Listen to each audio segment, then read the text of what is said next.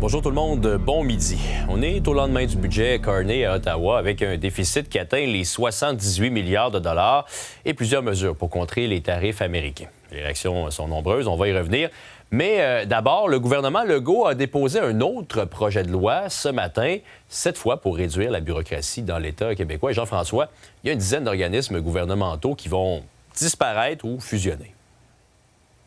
Oui, on vous donne comme par exemple des instituts en lien avec la santé, donc l'Institut de santé publique du Québec, l'Institut national d'excellence en santé et services sociaux. Bien, ça va fusionner pour faire des économies, mais on parle quand même de petites économies. 35 millions de dollars au total, 220 postes seulement qui sont coupés avec ce que la ministre France-Hélène Duranceau a annoncé ce matin. Elle le dit cependant, il s'agit seulement d'une première étape. Elle l'a répété d'ailleurs à plusieurs reprises au cours du point de presse là, qui est toujours en cours d'ailleurs. Donc on peut écouter ce qu'elle avait à dire pour présenter ce projet de loi il y a quelques minutes.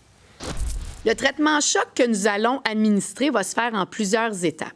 Aujourd'hui, c'est la première. C'est une étape qui donne le ton, puis qui montre que ça avance, puis qu'on est sérieux dans ce qu'on entreprend.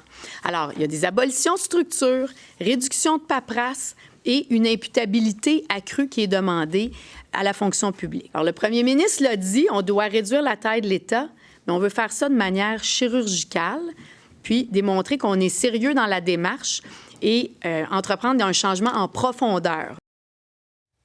Et il y a le ministre des Finances qui a réagi au budget fédéral. Il est déçu? Déçu parce qu'évidemment, les provinces s'attendaient à 100 milliards de dollars en dépenses en infrastructure. On a eu 51 milliards.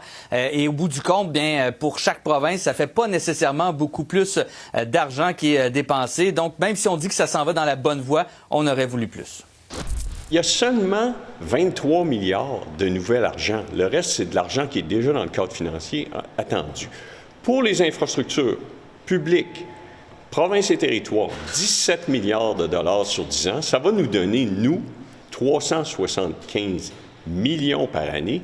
Vous comprenez que lorsqu'on dépense 19 milliards par année en infrastructure, bien, c'est insuffisant. Le ministre Girard qui a dit qu'il a parlé d'ailleurs au ministre fédéral François-Philippe Champagne et que ce dernier lui a dit, bien, on investit quand même maintenant des infrastructures pour les infrastructures en santé, ce qui est à votre demande d'ailleurs. Donc, il y a au moins cette demande de Québec qui a été entendue par le ministre fédéral des Finances. Merci Jean-François.